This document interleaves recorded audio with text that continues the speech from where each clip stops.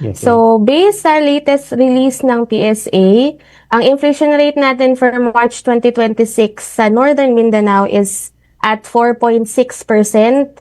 So, galing po ito sa 2.3% noong February 2026 and then 1.1% noong March 2025. Basically po, ang nagdala ng pagtaas ng ating inflation is number one, ang transport, which kasali po dyan yung gasolina and then diesel and then yung mga pamasahe natin sa mga by road, by waterways, and by air.